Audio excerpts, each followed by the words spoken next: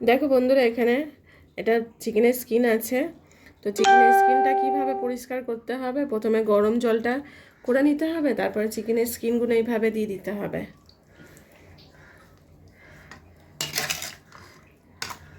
হয়ে গেলে ব্যাস কিছুক্ষণ জাস্ট এর মধ্যে ডুবাও আর তুলে নাও। দাঁড়াও, ততক্ষণ এখানে এই যে চিকেনের পাগুলো আছে, দেখো পাগুলো আমি এটা গরম জলে দিয়ে দিলাম। এটা দেখো এইভাবে টানলে না এগুলো সব বেরিয়ে আসবে। এইভাবে সব স্কিনগুলো পরিষ্কার করে নিতে হবে। যারা যারা স্কিন খেতে পছন্দ করো, একটু খাটনি আছে, কিন্তু এইভাবে করে নিলে না তাদের খুব টেস্টি লাগবে। অনেক সময় হয় কি, আমরা চিকেন কিনে নিয়ে আসি, কিন্তু স্কিনটা গোটা চিকেন না নিলে স্কিনটা পাওয়া যায় না। তো স্কিনটা আলাদাভাবে নিয়ে নিলে তখন এই দেখো এভাবে ছাড়িয়ে পরিষ্কার করে নিলে ব্যাস পরিষ্কারও হয়ে যাবে ঝটপট, আর খেতেও টেস্টি লাগবে। এইভাবে পুরো লোমটা পরিষ্কার করে নিতে হবে।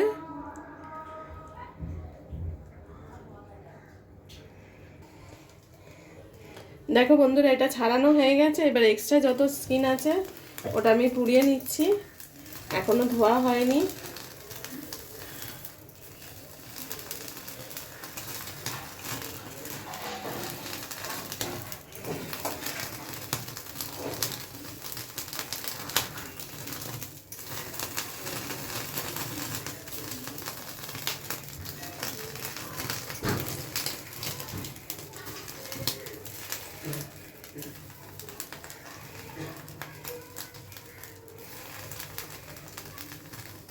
এইভাবে স্কিনগুলো পুড়িয়ে নিলে ছোট ছোট যত লোমগুলো আছে এক্সট্রা সেইগুলো সব পুড়ে যাবে।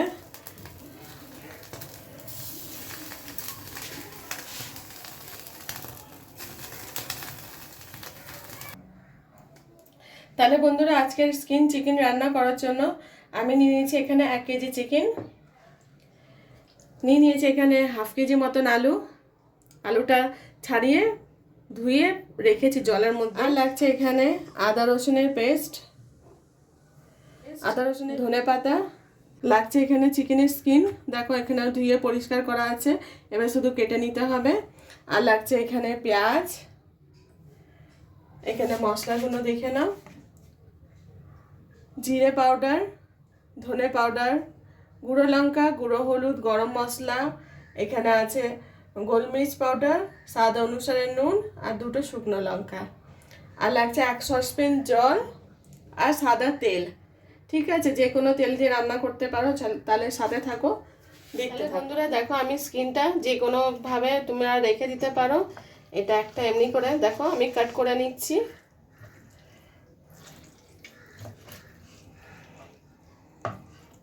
বাস হয়ে গেছে, এবার আমি সাইডে তুলে রাখবো। আবার আমি অন্য স্কিনটা নিয়ে সেই একইভাবে আমি কেটে নেব।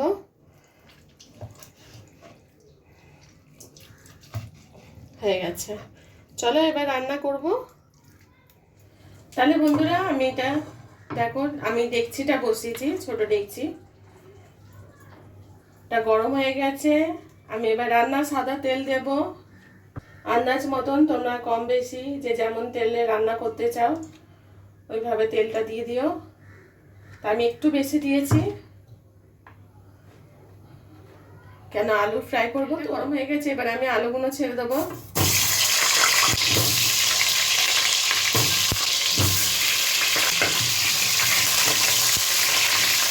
আলুগুলো ভালো করে লাল করে নিতে হবে বন্ধুরা।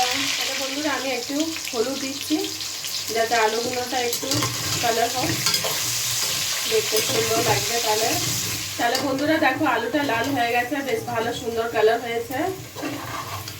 এবার আমি আলুগুলো তুলে নেব, খুব সাবধানভাবে তুলবে তোমরা আলুগুলো।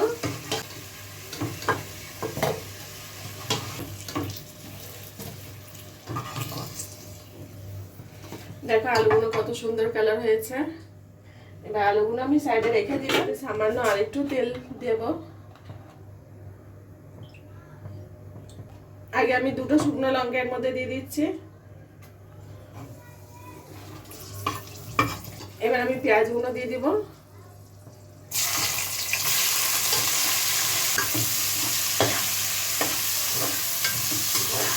দেখো বন্ধুরা পেঁয়াজটা লাল হয়ে গেছে, এবার আমি মশলাগুলো দিয়ে দিচ্ছি।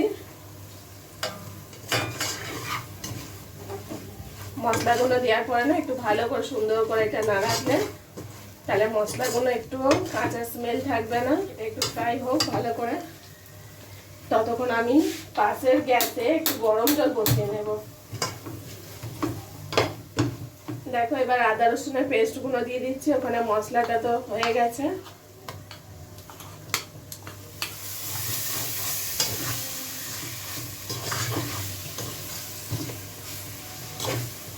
একটু গরম জল অ্যাড করছি। মশলাটা ভালো করে কষে নিতে হবে বন্ধুরা, যতক্ষণ না তেল ছাড়ছে। দেখো মশলা দিয়ে অলরেডি তেল ছেড়ে দিয়েছে। এইভাবে মশলা কষলে দেখবে তাড়াতাড়ি তেলটা ছেড়ে দিবে, মশলা কোনো স্মেল থাকবে না, কাঁচা স্মেল। খুব তাড়াতাড়ি মশলা কষা হয়ে যাবে। তাহলে বন্ধুরা আমি এবার মাংসগুলো দিয়ে দেবো।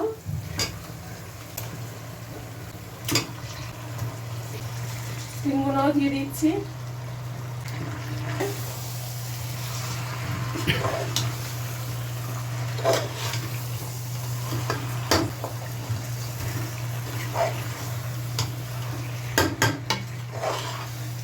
এর মধ্যে আমি আলুগুলো দিয়ে দেবো।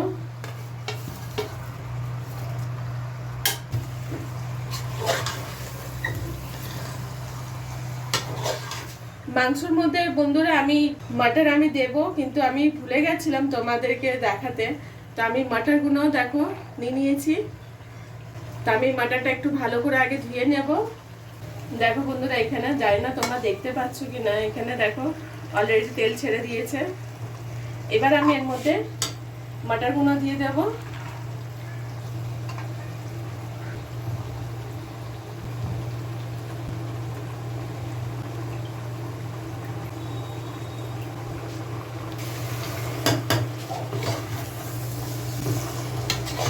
দেখো আমি এবার গরম জলগুলো অ্যাড করছি, আমাদের যতটা প্রয়োজন আছে কম বা বেশি।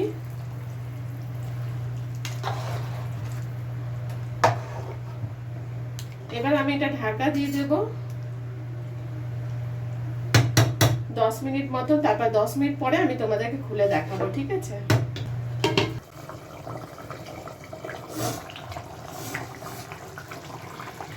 দেখো বন্ধুরা আমি ঢাকনাটা খুললাম, এটা 10 মিনিট পরে আছে। 10 মিনিট আর একটু 2-3 মিনিট বাকি আছে। তো আমি একটুখানি এটা নাড়াবার জন্য খুলেছি, এবার চেক করে নেব যে আলুটা গলেছে কিনা।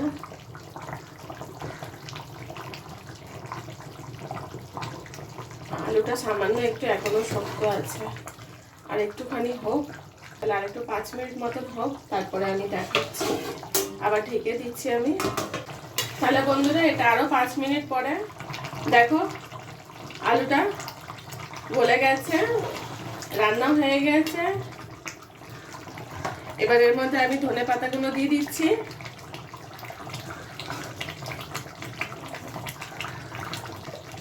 জাস্ট এটা শুধু একটু নড়িয়ে দিতে হবে, বাস। এবার এটা ঢেকে রেখে দিচ্ছি, তারপরে আমি কিছুক্ষণ পরে দেখাচ্ছি।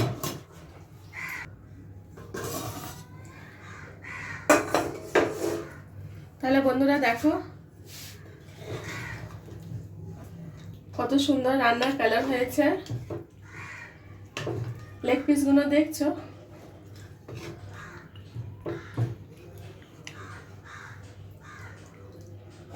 এটা রান্না শুধু দেখতে ভালো লাগছে তা না, খেতেও ঠিক অতটাই ভালো লাগবে। তবে বন্ধুরা যদি তোমাদের আমার রান্না ভালো লেগে থাকলে তাহলে অবশ্যই ভাবে লাইক, কমেন্ট আর সাবস্ক্রাইবটা করে দিও প্লিজ। পুরো ভিডিওটা দেখো, শেয়ার করো, সবসময় এইভাবে আমার পাশে থেকো। Thank you for watching.